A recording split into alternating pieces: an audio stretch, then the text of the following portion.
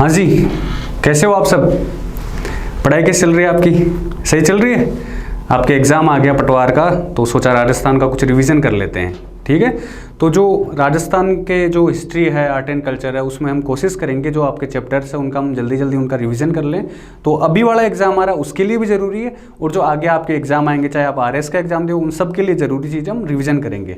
तो कोशिश करेंगे सबसे पहले मॉडर्न हिस्ट्री से स्टार्ट कर रहे हैं, तो 2-3 क्लास में अपने मॉडर्न हिस्ट्री हो जाएगी, फिर मिडाइवल हिस्ट्री जो राजा महाराजा उसको पढ़ लेंगे, फिर जो आर्ट एंड कल्चर उसको पढ़ लेंगे। ठीक है, तो जो पुराने स्टूडेंट है उनके लिए तो काम की चीज़ है ही, उनके लिए तो सही रहेगा कि अगर उन्होंने सारी क्लास ली हुई है तो उनको रिवीजन करने में फिर आसानी रहेगी, उनको सही से याद हो जाएगा।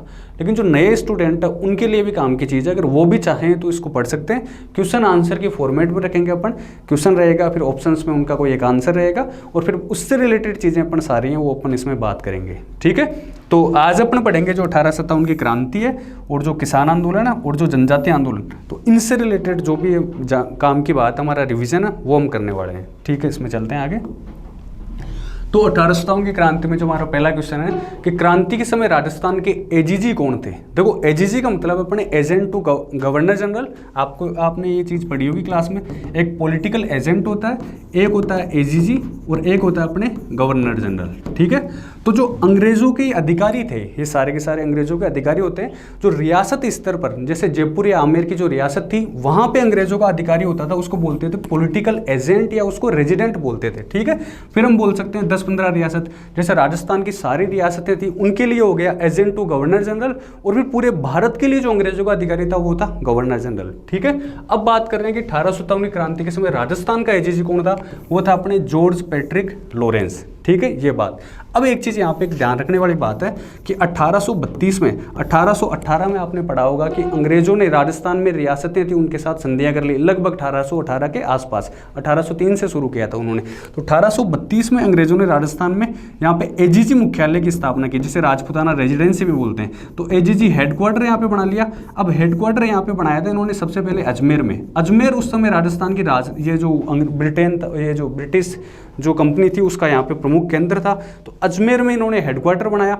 फिर बाद में अपन देखते हैं कि जो गर्मी वगैरह अपने राजस्थान में खूब पड़ती थी, तो 1845 में इसको माउंट आबू में इसकी एक ब्रांच यहाँ पे उन्होंने स्थापित कर दी थी। ठीक है, तो 1832 में जैसे इन्होंने राजपुताना रेजिडेंसी की स्थापना की, तो ये एक चीज़ ध्यान रखने वाली बात है यहाँ पे, लोकेट को पहला क्या बनाया था, राजस्थान का एजीजी बनाया था। और फिर हमने एक चीज़ देख ली कि क्रांति के समय राजस्थान का एजीजी था जॉर्ज पैट्रिक लॉरेंस। ये एक चीज़ ध्यान रखने वाली बात है। और जो लोकेट राजस्थान का पहला एजीजी हो गया। और लॉर्ड कैनिंग जब 1857 की क्रांति चल रही थी उस समय भारत का गवर्नर जनरल था, ये ध्यान रखना है यहाँ पे। जॉर्ज पैट्रिक लॉरेंस क्रांति के समय एजीजी हो गया। और मैकमेसन, ये मैकमेसन यहाँ पे जोधपुर का पॉलिटिकल एजेंट था, जिसके में अपन पढ़ेंगे आगे। आपने देखा होगा कि इसकी गर्दन टांग दी थी क्रांति के समय। ठीक है, मैकमेसन, ये ध्यान रखना सारी चीज़ें। अब अपन आगे चलें अगले क्वेश्चन में। तो अगला क्वेश्चन अपना, क्रांति के समय राजस्थान में कौन कौन सी ब्रिटिश सैनिक छावनियाँ थी। नसीराबाद थी, बिल्कुल सही बात है, नसीराबाद नहीं नसीराबाद है। ठीक है, एरिनपुरा भी थी, नीमच, देवली, ब्यावर, खेरवाड़ा, मतलब सारी की सारी सैनिक छावनियाँ, 6 सैनिक छावनियाँ थी अंग्रेजों की क्रांति के समय। ठीक है, राजस्थान में। अब इनके बारे में अपन सारी के बारे में अपन बात कर लेते हैं, कौन सी सैनिक छावनी थी कौन सी नहीं थी। 6 सैनिक छावनियाँ थी अंग्रेजों की। ठीक है, तो एक बार ये सारों का आपको स्पष्ट दिख रहा नहीं दिख रहा, यहाँ पे देखना है, इसको सबको याद करते हैं एक बार। नसीराबाद एक छावनी थी, नीमच, देवली, एरिनपुरा, ब्यावर, खेरवाड़ा, 6 सैनिक छावनियाँ थी अंग्रेजों की क्रांति के समय।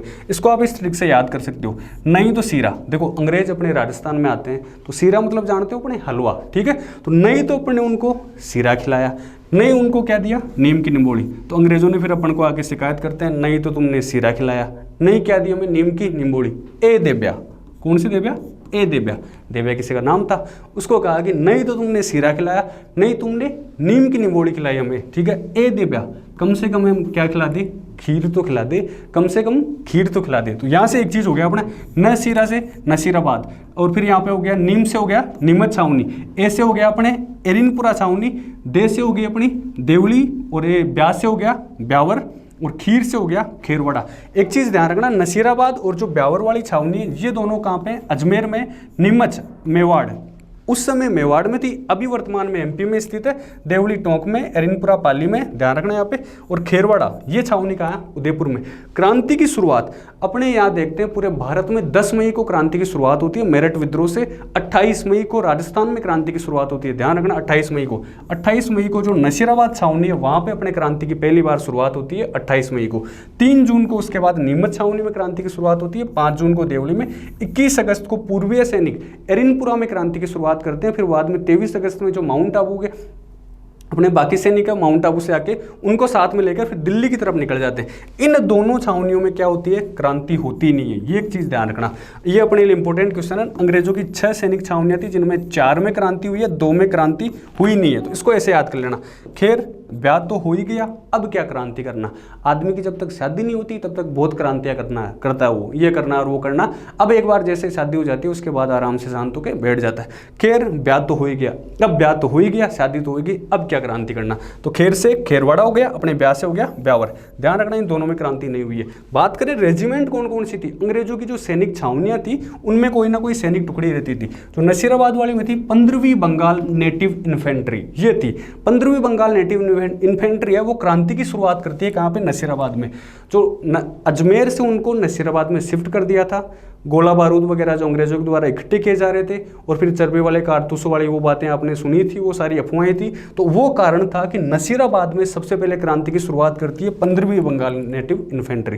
फिर आप पढ़ते हो कि जो 30वीं बंगाल नेटिव इन्फेंट्री है वो उसके साथ मिल जाती है और सारे मिलकर दिल्ली चले जाते हैं। ठीक है, नीमच और देवली में इतना इंपॉर्टेंट नहीं है। कोटा कंटिजेंट यहाँ पे रेजिमेंट थी और एरिनपुरा में जो जोधपुर लीजियन है, ध्यान रखना 1835 में क्वेश्चन आया हुआ है, 1835 में जोधपुर लीजियन नाम की स्थापित की गई थी एरिनपुरा में।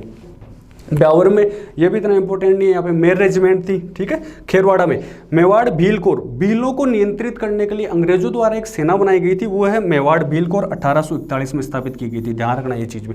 इस कुछ विशेष बात करें यहाँ पे तो जो नसीराबाद छावनी है वो सबसे बड़ी छावनी है, नीमच में कुछ खास नहीं है। देवली सबसे छोटी छावनी है, ये दो अपन बात कर चुके हैं, क्रांति यहाँ पे नहीं हुई। ध्यान रखना, बहुत जरूरी चीजें हैं सारी की सारी। तो अंग्रेजों की 6 सैनिक छावनियां हमने सबके बारे में बात कर ली। अब उसके बाद अपना अगला क्वेश्चन में देखते हैं कि किस रियासत के राजा ने नीमच के विद्रोहियों की मदद की। दूसरी बार जो क्रांति होती है नीमच में 3 जून को अपन क्रांति देखते हैं। 3 जून को हीरा सिंह के नेतृत्व में क्रांति होती है। मोहम्मद अली बेग नाम का जो सैनिक है कर्नल एबोट के सामने करता है कि मैं प्रतिज्ञा वगैरह नहीं करूंगा। तो नीमच में जो पहले अपन जानते हैं कि 3 जून को यहाँ पे क्रांति होती है हीरा सिंह के नेतृत्व में। ठीक है, फिर वहां से सैनिक जो भागते हैं नीमच से सैनिक जो अंग्रेजों के थे, अंग्रेज अधिकारी थे, वो सैनिक वगैरह 40 सैनिक भागते हैं और फिर डूंगला गांव में अपन देखते हैं। डूंगला ये कोई रियासत नहीं है, डूंगला एक गांव है। तो डूंगला गांव में रूंगाराम नामक एक किसान है, वो उनको शरण देता है। ठीक है, वहां से फिर जो कैप्टन सावर्स आता है जो पॉलिटिकल एजेंट, वो उनको उदयपुर पहुंचाता है। और उदयपुर में फिर हम देखते हैं जो मेवाड़ में अपन देखते हैं, मेवाड़ का महाराणा था स्वरूप सिंह, वो उनकी मदद करता है उन क्रांतिकारियों की। ठीक है, स्वरूप सिंह है वो उनकी मदद करता है। और उसके बाद हम देखते हैं जैसे ही जो फिर विद्रोही सैनिक थे जिन्होंने क्रांति करी थी, उनकी मदद करता है ये शाहपुरा का राजा। शाहपुरा जो जयपुर में शाहपुरा है वो नहीं है, शाहपुरा जो भीलवाड़ा है, भीलवाड़ा में एक रियासत थी मेवाड़ में, वो शाहपुरा है। ठीक है, वहां पे देखते हैं कि अपन शाहपुरा का जो राजा है नीमच के विद्रोही की मदद करता है। और जो निम्बाहेड़ा टोंक में पड़ता है, निम्बाहेड़ा टोंक में, वहां उनका किया जाता है जन स्वागत। फिर जो नीमच वाले जो विद्रोही थे उनके साथ अपन देखते हैं 5 जून को जो देवली वाले जो विद्रोही हैं, विद्रोही मतलब जिन सैनिकों ने क्रांति करी है, तो 5 जून को जो देवली वाले सैनिक है वो उनके साथ मिल जाते हैं और सारे के सारे किस तरफ अपने रुख करते हैं, दिल्ली की तरफ। क्यों? दिल्ली में अपन देखते हैं बहादुर शाह जफर को क्रांति का नेता बनाया गया, तो उसके नेतृत्व में सारे के सारे सोचते हैं कि अपन क्रांति कर रहे हैं, वहाँ इकट्ठे होने वाले थे। ये अपन ने बात कर ली।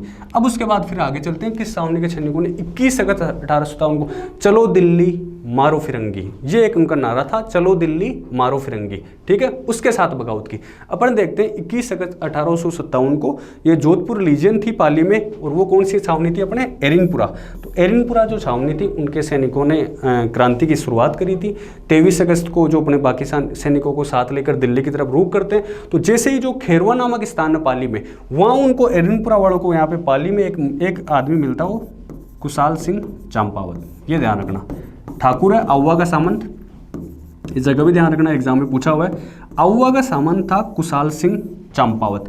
तो कुशाल सिंह चंपावत उनको मिलता है और कुशाल सिंह चंपावत जो एरिनपुरा के विद्रोही हैं उनके साथ हो जाता है। फिर उसके बाद युद्ध छिड़ते हैं अंग्रेजों से, 3 युद्ध होते हैं, अपन उनके बारे में बात करते हैं, आगे होगा। तो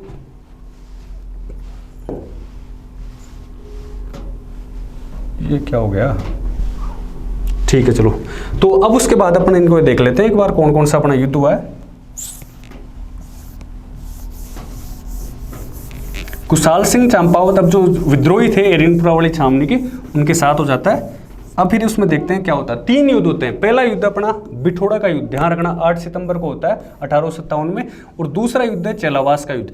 अब ये होता किसमें, बिठोड़ा का युद्ध होता है अंग्रेजों की तरफ से हितकोट आता है, उनाड़ सिंह पंवार जोधपुर रियासत का है वो मारा जाता है, और उसके बाद कुशाल सिंह चंपावत पहले युद्ध को जीत जाता है। दूसरा युद्ध चेलावास का युद्ध, इसको काले गोरों का युद्ध भी कहते हैं, ये चीज जरूरी है अपने, 18 सितंबर को हुआ था, 10 दिन बाद में हुआ था, 8 सितंबर 18 सितंबर को। इसमें बड़ी चीज है चेलावास का युद्ध, इसलिए इंपॉर्टेंट है क्योंकि इसमें जो अपने पूरे राजस्थान की जो रियासतों का एजीजी था जॉर्ज पैट्रिक, वो भी भाग लेने आया था। मैकमेसन जो जोधपुर का पॉलिटिकल एजेंट था वो भी भाग लेने आया था। लेकिन एक बड़ी चीज देखा जाता है कि मैकमेसन की गर्दन काट के इसको किले पे टांग दिया जाता है। ठीक है, वो सुना गया आपने, ढोल बाजे, चंग बाजे, भल्लो बाजे, बांकिया, मैकमेसन की गर्दन काट के किले पे टांग दिया, ऐसा कुछ है मैकमेसन के बारे में। कुशाल सिंह चंपावत फिर से इस युद्ध में हो जाता है विजयी। अब के बार आता है कर्नल होम्स, आउवा का युद्ध होता है, तो इसमें आता है colonel Holmes. Colonel Holmes Hansraj Joshi के साथ लेकर सेना आता है, तो 20 जनवरी को 1858 को आता है। दोनों युद्ध कुशाल सिंह चंपावत जीत चुका है। तीसरे युद्ध में अब कर्नल होम्स आता है, लेकिन इस बार यहाँ पे देखा जाता है कि जो कुशाल सिंह चंपावत को देखता है कि वो अब नहीं जीत सकते, पृथ्वी सिंह जो उसका छोटा भाई था लंबिया का सामंत, उसको यहाँ पे राजपाट सौंप के वो चला जाता है। तो अब यहाँ पे एक चीज जरूरी है कि जो कुशाल सिंह चंपावत इसको 2 लोगों ने मदद करी थी मेवाड़ में। एक तो सलुम्बर का केसरी सिंह, सलुम्बर का केसरी सिंह, एक कोठारिया, ये भी राजसमंद में, एक कोठारिया का जोध सिंह, इन दोनों ने मदद करी थी कुशाल सिंह चंपावत की, दोनों ने मदद करी थी। 1960 में फिर अंग्रेजों के सामने समर्पण कर देता है, इसको लगता है कि अब नहीं जीत सकते, आगे कुछ हो नहीं सकता। फिर यहाँ पे उसकी जांच के लिए टेलर कमीशन बनाया जाता है, टेलर कमीशन 1960 में।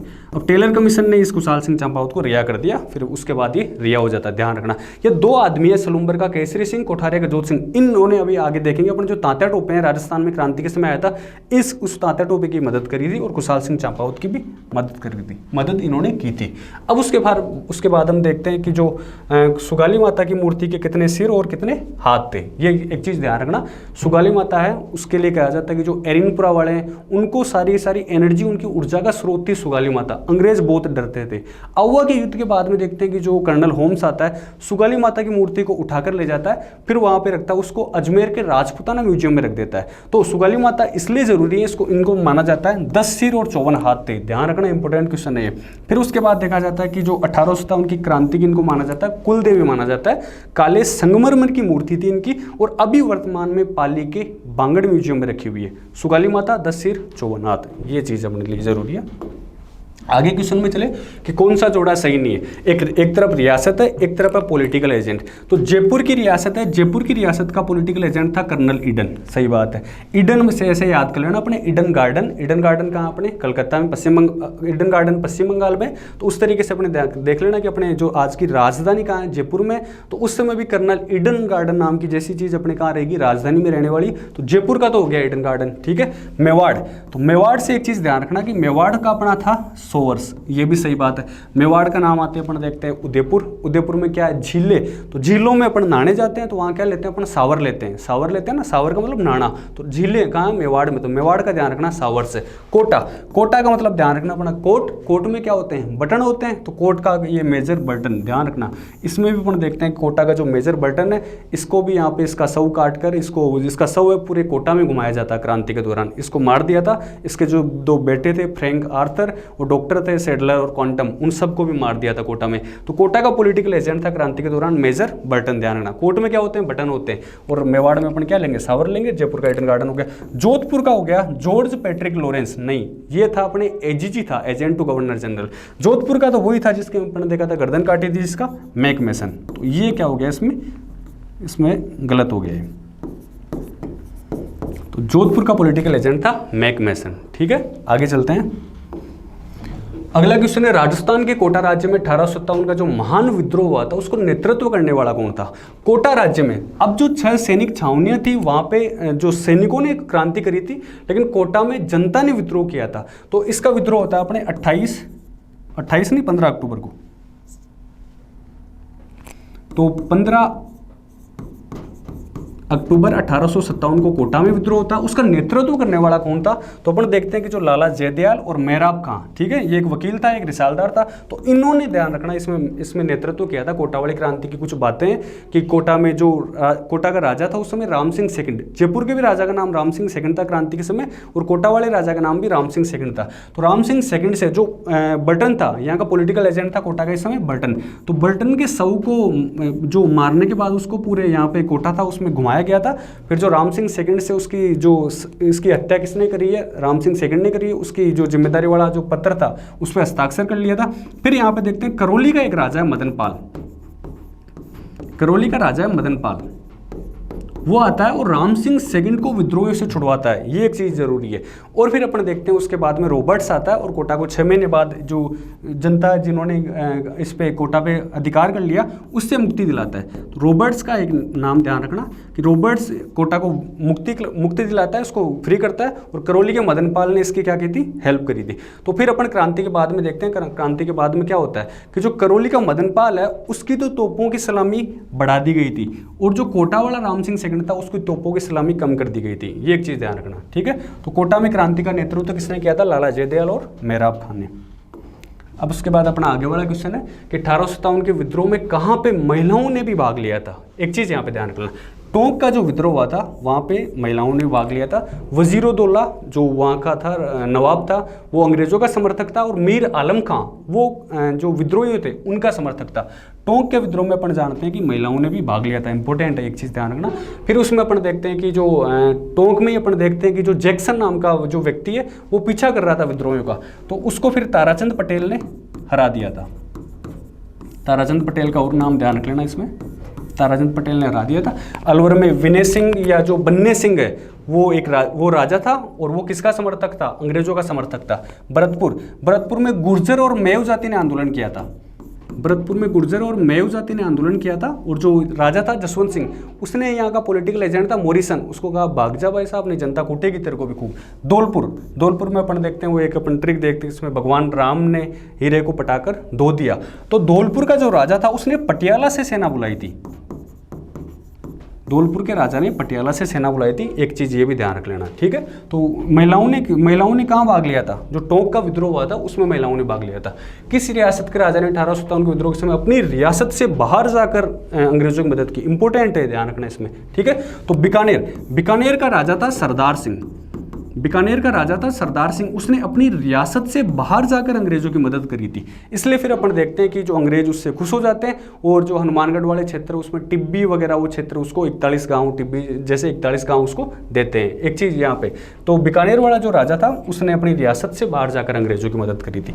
अगला क्वेश्चन हम देखें तो क्रांति के समय किस बीकानेर निवासी ने, बीकानेर का रहने वाला था, और किसकी मदद करी थी? रानी लक्ष्मीबाई की मदद करी थी। एक चीज अपन देखते हैं कि जो अमरचंद बांटिया है, अमरचंद बांटिया बीकानेर का है, और उसने क्रांति के समय ग्वालियर में रानी लक्ष्मीबाई की वित्तीय मदद करी थी।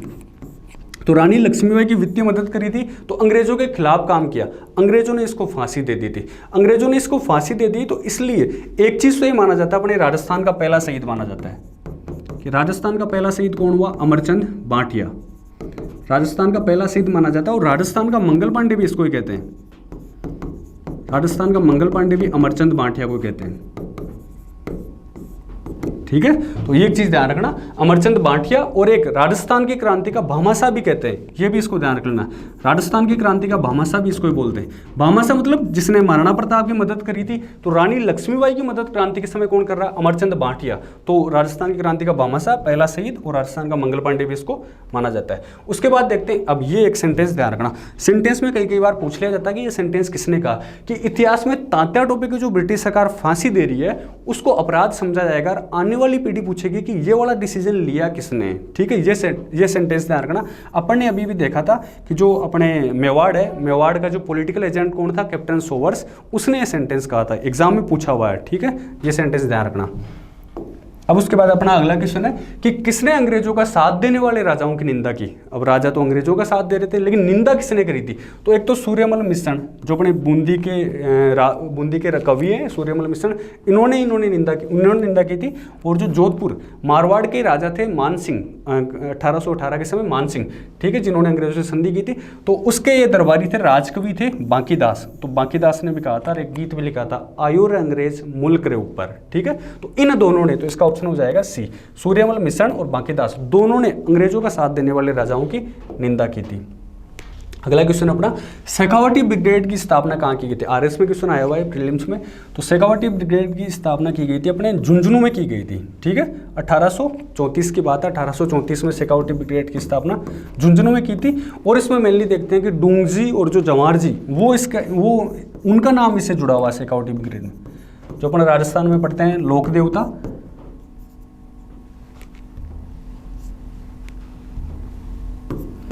डूंगजी और जवाहर जी, ये लोक देवता है, तो इनका नाम शेखावटी ब्रिगेड से जुड़ा हुआ है और झुंझुनू में स्थापना की गई 1834 में। अगले क्वेश्चन में चले अपन। तो 1869 में एक चीज ध्यान रखना, 1869 में वोल्टर ने एक योजना दी थी। उस योजना में कहा था कि हम क्या करें कि जो राजा और सामंत है उनको अंग्रेजी मानसिकता में डाल दें। तो उसके लिए कहा था कि जो ऐसे कॉलेज स्थापित करो, ऐसी स्कूल स्थापित करो जहाँ पे जो महंगे महंगे, जिनसे जनता से अलग ही हो जाए राजा और सामंतों के बच्चे, वो उसमें पढ़े। तो उसके अनुसार 1875 में अपने यहाँ पे मेयो कॉलेज खोला गया। मेयो कॉलेज मतलब कॉलेज नहीं था, स्कूल था, वो खोला गया। कहाँ पे? अजमेर में खोला गया। तो अपने बड़े बड़े जो नेताओं के लोग, बच्चे भी यहाँ पढ़ते हैं। तो वोल्टर ने योजना दी थी और मेयो कॉलेज खोला गया था 1875 में अजमेर में।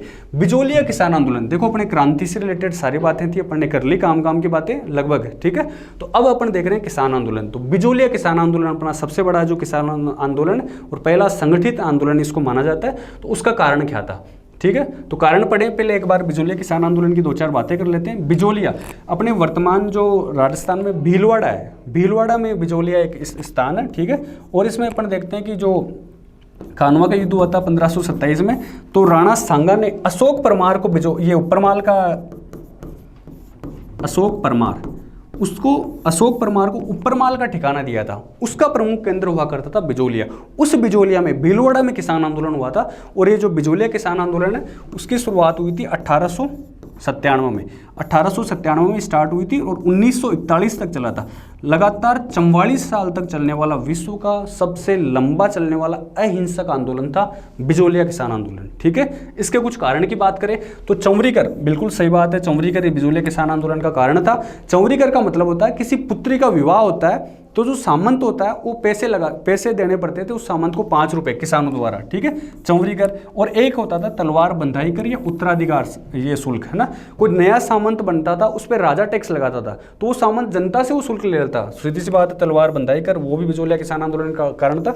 लाटा कुंता प्रणाली, फसल खड़ी है या फसल कट गई है उसमें अनुमान के आधार पर टैक्स लगाया जाता था। लाटा मतलब जो फसल कटने के बाद में जो पोली वगैरह होती है उसको लाटा कहते हैं। कुंती मतलब फसल खड़ी है। तो उपयुक्त सभी के सभी कारण थे बिजोलिया किसान आंदोलन के, ठीक है। चौवरीकर ये किसानों पर लगाया था कृष्ण सिंह ने, 1903 में लगाया था और 1905 में अपन देखते हैं कि सफलता मिल गई थी, किसानों को वापस से हटा लिया गया था। तो कृष्ण सिंह ने ये चौवरीकर लगाया था और जो तलवार बंधाई कर है ना वो लगाया था अपने पृथ्वी सिंह ने। दोनों के नाम ध्यान रखना, ऐसे याद हो जाएंगे आसानी से। च से चरखा, कैसे कबूतर, च क पास में ही है, और तय से तलवार और पै से पतंग, तय और पै पास वाला ही है, ये ध्यान रखना। चौवरीकर कृष्ण सिंह ने, या किशन सिंह भी उसको बोलते हैं, और तलवार बंधाई कर पृथ्वी सिंह। आगे चलते हैं, ये सारे के सारे कारण थे बिजोलिया किसान आंदोलन के। आगे अपना बिजोलिया किसान आंदोलन है, उसमें किसने भाग लिया था। तो बिजोलिया किसान आंदोलन में एक चीज अपन ने देखी थी कि जो बिजोलिया किसान आंदोलन है वो गिरधरपुरा नामक स्थान से स्टार्ट होता है। गिरधरपुरा नामक स्थान से स्टार्ट होता है और धाकड़ जाति के किसान उन्होंने प्रमुखता से भाग लिया था। मतलब सारी जातियां लगभग वहाँ रहती है, लेकिन ज़्यादा मेनली उसमें धाकड़ जाति के किसान थे। बिजोलिया किसान आंदोलन और जो बेंगो किसान आंदोलन, दोनों में धाकड़ जाति के किसान लोग ज़्यादा थे। उसमें गिरधरपुरा से स्टार्ट हुआ था। साधु सीताराम जो पहला चरण स्टार्ट हुआ था उसमें साधु सीताराम दास का मेन रोल रहता है। फिर विजय सिंह पथिक है और माणिक्यलाल वर्मा, ये दोनों के दोनों सेकंड जो चरण होता है उसमें इस जो बिजोलिया किसान आंदोलन से जुड़ते हैं। ये बड़े नाम ध्यान रखना, मतलब उपयुक्त सभी सारे के सारे नाम है वो बिजोलिया किसान आंदोलन से जुड़े हुए हैं। फिर उसके बाद अपन आगे चलते हैं। विजय सिंह पथिक ने बिजोलिया किसान आंदोलन का जो दूसरा चरण था उसमें भाग लिया था 1917 में। तो 1917 में विजय सिंह पथिक के बारे में देखते हैं कि जो बेरीसाल गांव है, उस बेरीसाल गांव में हरियाली अमावस्या के दिन ऊपरमाल पंच बोर्ड की स्थापना की थी। ऊपरमाल पंच बोर्ड, तो ऊपरमाल पंच बोर्ड की स्थापना की थी और मुन्ना पटेल को इसका अध्यक्ष बनाया था। तो विजय सिंह पथिक का नाम बढ़ा है यहाँ पे। अब विजय सिंह पथिक के बारे में भी दो चार बातें कर लेते हैं, इसके बारे में एग्जाम में खूब सारे क्वेश्चन पूछे जाते हैं। इनका वास्तविक नाम विजय सिंह पथिक नहीं था, इनका वास्तविक नाम था भूप सिंह। राजस्थान के रहने वाले नहीं थे, ये बुलंदशहर यूपी के रहने वाले थे। बुलंदशहर यूपी के रहने वाले थे। चूंकि क्रांतिकारी गतिविधियों में लिप्त थे, इसलिए इनको अजमेर की जो टोडगढ़ जेल है उसमें इनको बंद करके रखा था। अजमेर की टोडगढ़ जेल में इनको बंद करके रखा था, ये वाली चीज़ ध्यान रखना। और जो हरिभाई किंकर है, हरिभाई किंकर के साथ में इन्होंने मिलकर हरिभाई किंकर के साथ में मिलकर इन्होंने एक सभा की स्थापना की थी, विद्या प्रचारिणी सभा की भी इन्होंने स्थापना की थी। इनकी एक किताब का नाम बहुत फेमस है, एक चीज़ ध्यान रखना, इनकी किताब है वोट आर इंडियन स्टेट्स। ये किताब का नाम ध्यान रखना, वोट आर इंडियन स्टेट्स, है ना, भारत के राज्य क्या है। और उसके बाद अपन विजय सिंह पथिक के बारे में दो तीन बातें और देखते हैं कि राजस्थान सेवा संघ की उन्होंने रामनारायण चौधरी और ये हरिभाई किंकर, इनके साथ मिलकर इन्होंने एक संस्था की स्थापना की थी, राजस्थान सेवा संघ।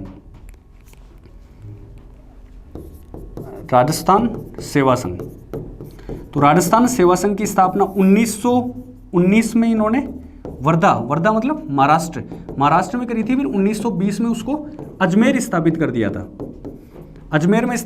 था, राजस्थान सेवा संघ। और राजस्थान सेवा संघ के द्वारा एक अखबार निकाला गया था, नवीन राजस्थान। तो विजय सिंह पथिक ने दो अखबार निकाले थे, एक था नवीन राजस्थान, उस नवीन राजस्थान मतलब एक इस अखबार का दूसरा नाम और था तरुण राजस्थान।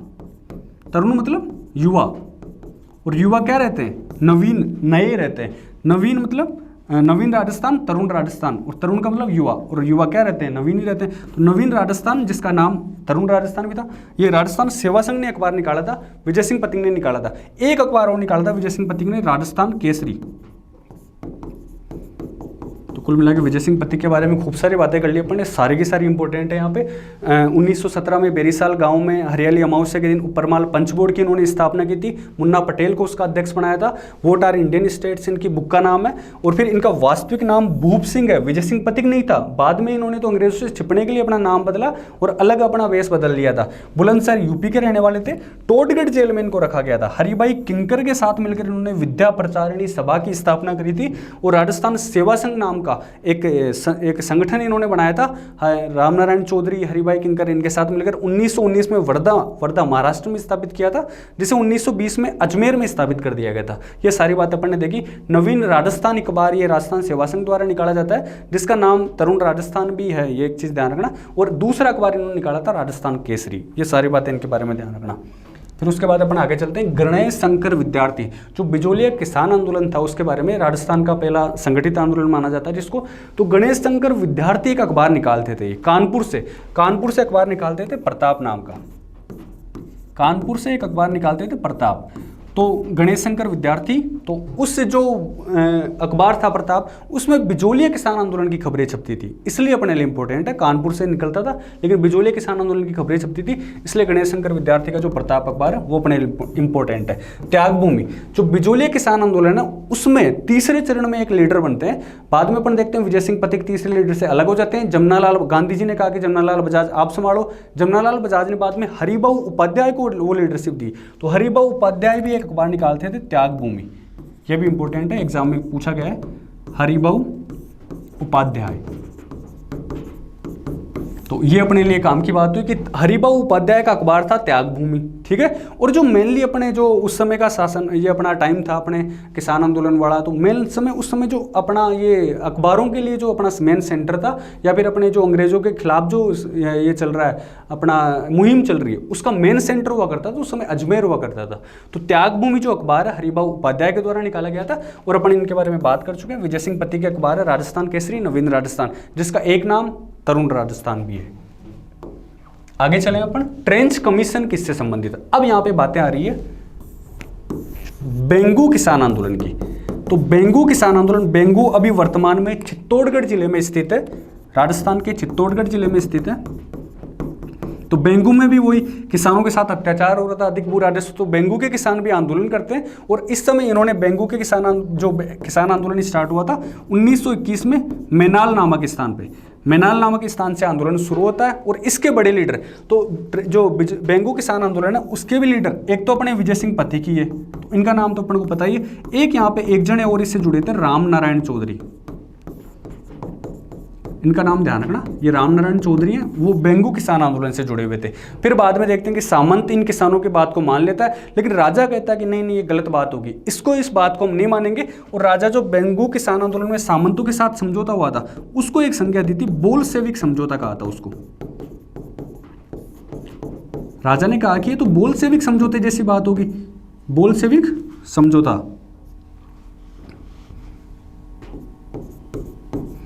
बोल्शेविक समझौता कहा था। और फिर बाद में राजा ने क्या कहा, ट्रेंच नाम का अंग्रेज अधिकारी था उसको भेजा कि ट्रेंच नाम के अंग्रेज अधिकारी को आप चेक करके आओ, देखिए क्या सिस्टम चल रहा है, क्या यहाँ पे उन्होंने मांग करी किसानों ने और सामंतों ने क्या कहा।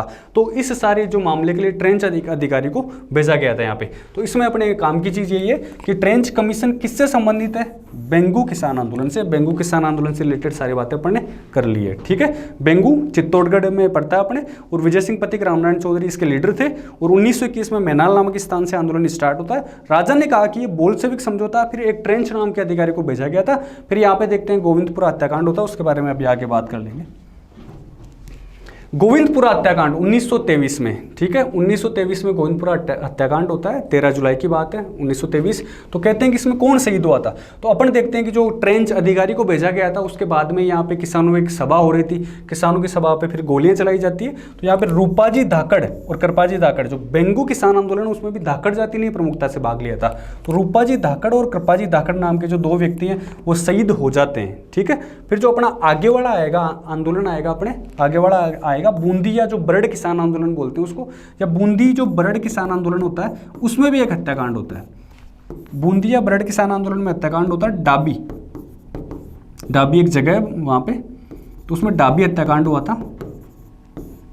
तो उस डाबी हत्याकांड में देखते हैं कि जो इकराम हुसैन नाम का एक अंग्रेज, वो जो इकराम हुसैन नाम का अधिकारी है, तो उसने गोलियां चलाता वो भी। तो नानक जी भील ये शहीद हो गए थे बूंदी वाले में झंडा गीत गाते हुए, ये ध्यान रखना उनके गीत का नाम। माणिक्यलाल वर्मा, माणिक्यलाल वर्मा का नाम आया था, वो कौन सा गीत गाते थे, माणिक्यलाल वर्मा गाते थे पंछीड़ा। और ये जो नानक जी भील का गीत है झंडा गीत।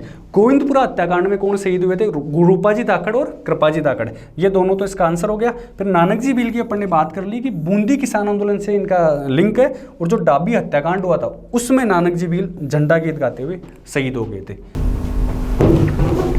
तो अब बूंदी और बरड़ किसान आंदोलन का नेतृत्व किसने किया, पंडित नैनूराम शर्मा। जब भी नैनूराम शर्मा का नाम आया मतलब ये हाड़ौती क्षेत्र से जुड़े हुए थे, हाड़ौती प्रजामंडल वगैरह में भी इनका नाम देखते हैं। तो पंडित नैनूराम शर्मा बूंदी या बरड़ किसान आंदोलन का इन्होंने नेतृत्व किया।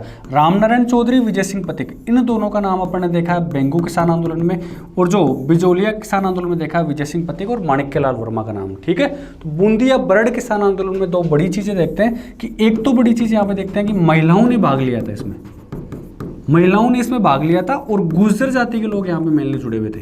और बूंदी किसान आंदोलन ना, बरड़ किसान आंदोलन, यहाँ पे देखते हैं अपन डाबी हत्याकांड, उसके बारे में अपन बात ही कर चुके हैं। नानक जी भील झंडा गीत गाते हुए शहीद हो गए थे, पंडित नैनूराम शर्मा ने इसका लीडरशिप किया था। आगे चलते हैं हम, निमुचना हत्याकांड या अलवर, ये घटना किस साल हुई है, ठीक है। यहाँ पे एक देखो इसको याद कर सकते हैं, पर निमुचना हत्याकांड अलवर में वो 1925 में हुई है। इसको ऐसे याद कर लेते हैं, अलवर, अलवर, वर मतलब बींद, अलवर, बींद को तो नींबू, पहले तो नींबू खिलाया, फिर क्या, चना, नहीं तो उसके नींबू पचा, नहीं उसके चना पचा। बींद को तो नींबू और चना दोनों ही खिलाए, दोनों के दोनों नहीं पचा, पचा मतलब 25 से ध्यान रखना ना, 1925। और निमुचना हत्याकांड के बारे में एक चीज ध्यान रखना कि ये घटना इतनी बड़ी थी अपने आप में, तो यहाँ पे जो त्रासदी हुई इतनी बड़ी थी कि महात्मा गांधी ने कहा था इस घटना के बारे में कि ये तो दोहरी डायरशाही है, दोहरी डायरशाही। दोहरी डायरशाही उन्होंने इसलिए कहा था कि जो जलियांवाला बाग हत्याकांड हुई थी उसमें जनरल डायर जनरल डायर ने वहाँ पे गोलीबारी करने का आदेश दिया था। लेकिन जो यहाँ पे घटना हुई है तो महात्मा गांधी ने कहा तो ये तो उससे भी डबल है, इतनी बड़ी घटना हुई है, दोहरी डायर सही।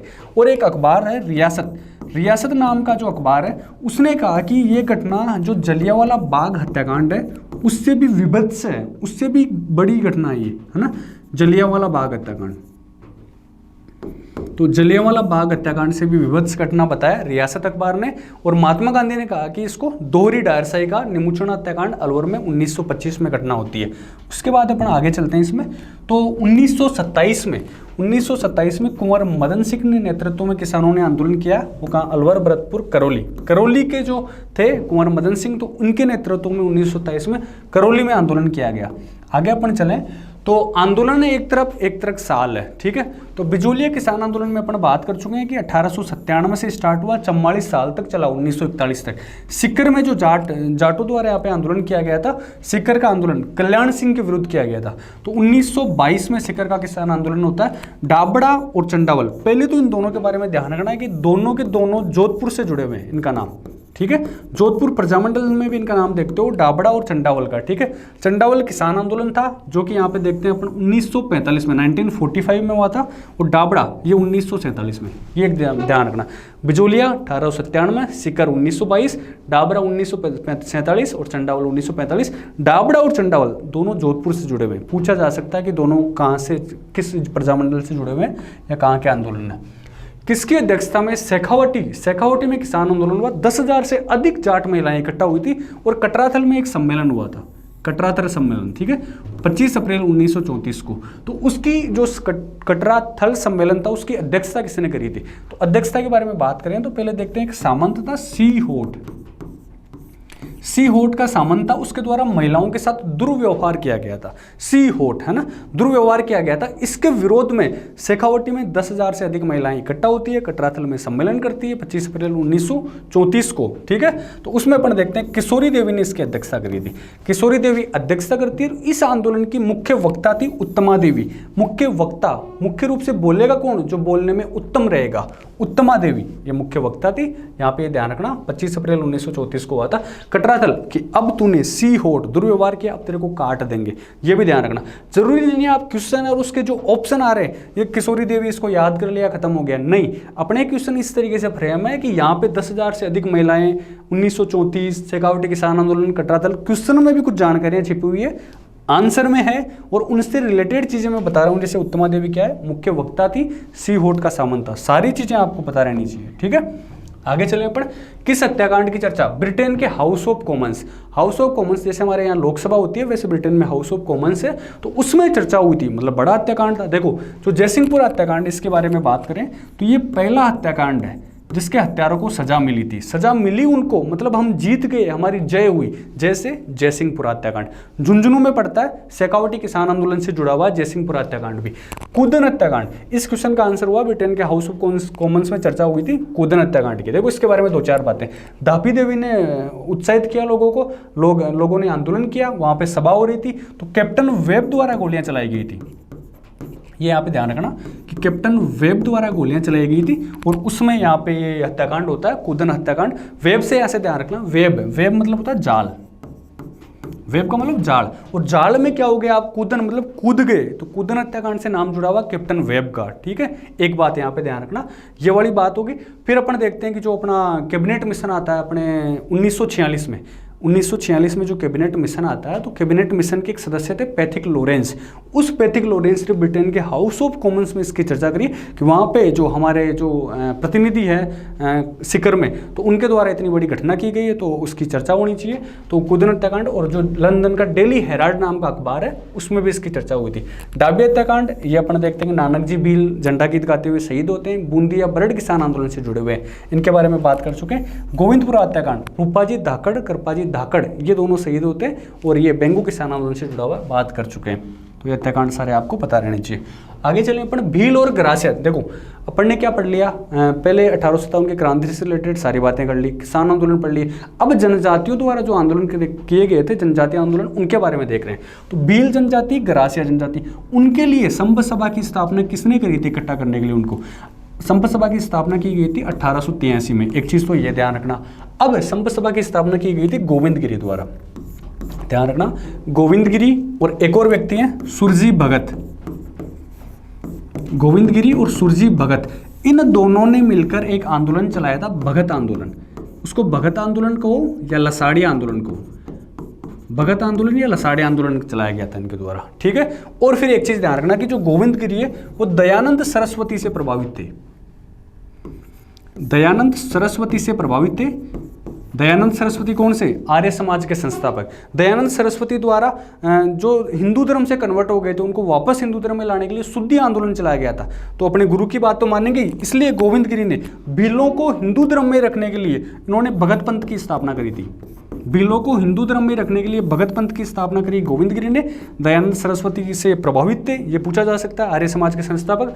और गोविंद गिरी, सुरजी भगत, इन दोनों ने मिलकर भगत और लसाड़ी आंदोलन का सूत्रपात किया था, इन्होंने स्टार्ट किया था। संभ सभा की स्थापना 1883 में ये इन्होंने की गई थी। ये अब गोविंद गिरी के बारे में एक दो बातें और पूछ ली जाती है, कहाँ के हैं? तो गोविंद गिरी डूंगरपुर के बांसिया गाँव में इनका जन्म हुआ था। डूंगरपुर का जो बांसिया गाँव है वहाँ इनका जन्म हुआ था, डूंगरपुर के बांसिया गांव में। और क्या बोलते हैं उसको, बंजारा जाति से जुड़े हुए थे, बंजारा जाति से जुड़े हुए थे। तो इनके बारे में थोड़ी बहुत ये बातें ध्यान रखना। अगला क्वेश्चन देखें, राजस्थान का जलियांवाला बाग के नाम से प्रसिद्ध स्थान मानगढ़ धाम, जो मानगढ़ धाम है वो कहाँ जुड़ा हुआ है? अपन अभी पढ़ रहे थे भगत आंदोलन। तो भगत आंदोलन में अपन देखते हैं गोविंद गिरी के जो लोग थे, गोविंद गिरी के लोग थे वो वहाँ पे एक जो मानगढ़ पहाड़ी है बांसवाड़ा में। एक चीज़ यहाँ पे ध्यान रखना, पहले तो एक चीज़, हाँ अच्छा आंसर बोल देगा।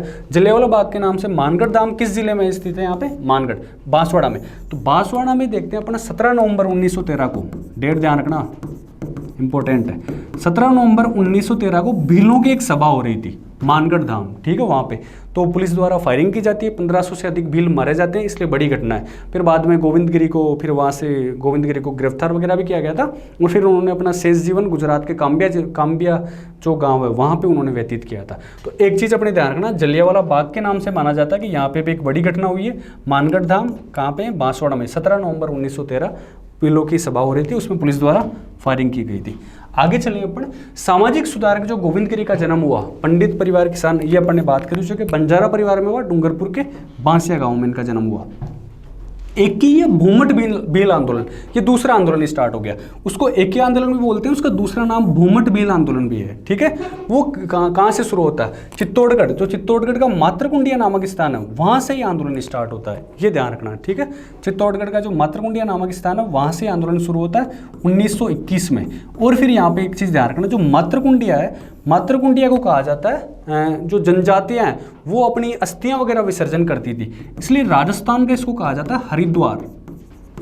हरिद्वार अस्थियां वगैरह गंगा नदी में विसर्जन करते हैं, लेकिन राजस्थान का हरिद्वार कहा जाता है मातृकुंडिया नामक स्थान को, जनजातियों द्वारा अस्थियों विसर्जन किया जाता है। और वैशाख पूर्णिमा को यहाँ प्रतिवर्ष मेला लगता है, वैशाख पूर्णिमा को यहाँ प्रतिवर्ष मेला लगता है। ये दो चीज़ें ध्यान रखना। एक ही भूमट भील आंदोलन किस स्थान से शुरू होता है? ये मातृकुंडिया नामक स्थान से, चित्तौड़ में। गिरधरपुरा नामक स्थान, वहाँ से अपन देखा ये बिजोलिया किसान आंदोलन की शुरुआत होती है। मैनाल नामक स्थान, यहाँ से बेंगू किसान आंदोलन की शुरुआत होती है। आगे चलें अपन, तो मेवाड़ की पुकार नामक जो 21 सूत्री मांग पत्र है उसका संबंध किससे था? जो अपना एकीय भील आंदोलन है उसके नेता थे मोतीलाल तेजावत। तो मोतीलाल तेजावत ने जो मेवाड़ के महाराणा है उनसे 21 मांगे रखी थी, और उन 21 मांगों को कहा जाता है मेवाड़ की पुकार। ध्यान रखना, पूछा जा सकता है कि जो 21 मांगे थी या मेवाड़ की पुकार क्या है?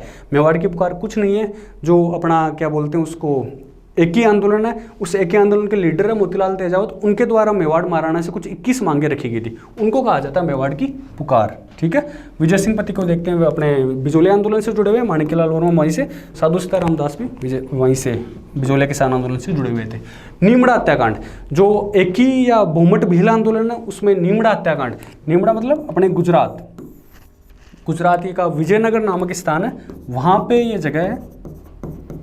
तो वहाँ पे भी भील या जो ग्रासिया जनजाति है उसकी सभा हो रही थी, पुलिस द्वारा फायरिंग की जाती है, 1200 से अधिक लोग मारे जाते हैं। 1922 की ये घटना है, ठीक है ना।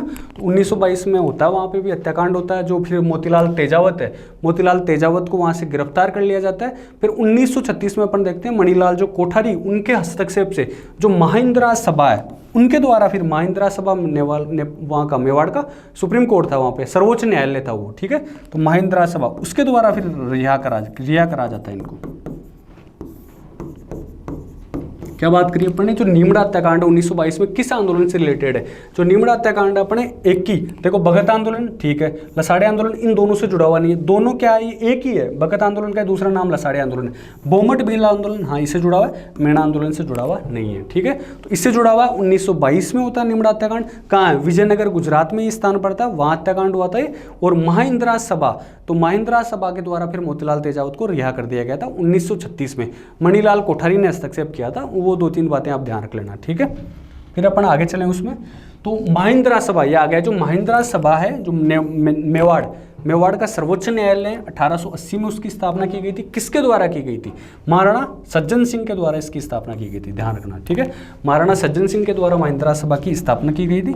फिर अपन आगे चलते हैं कि वागड़ के गांधी, वागड़ मतलब बोला जाता है अपने जो राजस्थान का दक्षिणी जो पार्ट है, डूंगरपुर, बांसवाड़ा, प्रतापगढ़, तो उस क्षेत्र को कहा जाता है वागड़। तो वागड़ के गांधी के नाम से किस जिले के रहने वाले हैं? पहले तो बात करें कि वागड़ के गांधी हैं कौन। वागड़ के गांधी कहा जाता है अपने भोगीलाल पांड्या को, भोगीलाल पांड्या को कहा जाता है वागड़ के गांधी। तो ये किस जिले से रहने वाले थे? ये डूंगरपुर जिले के रहने वाले थे, ठीक है, वागड़ के गांधी। एक चीज हो रहा था अपने, राजस्थान के गांधी कौन है? राजस्थान के गांधी हैं गोकुलभाई भट्ट, सिरोही के रहने वाले गोकुलभाई भट्ट। तो गोकुलभाई भट्ट राजस्थान के रहने वाले, राजस्थान के गांधी वो सिरोही के रहने वाले हैं। राजस्थान के गांधी गोकुलभाई भट्ट को कहा जाता है, वागड़ के गांधी भोगीलाल पांडे को कहा जाता है। ये डूंगरपुर से इनका नाम लिंक है, ध्यान रखना, डूंगरपुर जिले के रहने वाले थे। और इनके द्वारा एक वनवासी सेवा संघ नामक संस्था की स्थापना की गई थी, वनवासी सेवा संघ। तो वनवासी सेवा संघ की स्थापना भोगीलाल पांडे ने करी थी, जो कहाँ के रहने वाले थे?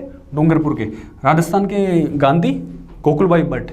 मारवाड़ पब्लिक सोसाइटी ऑर्डिनेंस, ये एक जो ऑर्डिनेंस है अपना अध्यादेश जारी हुआ था 1934 में, ध्यान रख लेना डेट, एक बार एग्जाम में क्वेश्चन आया हुआ है। 1934 में जो ऑर्डिनेंस है वो जारी हुआ था।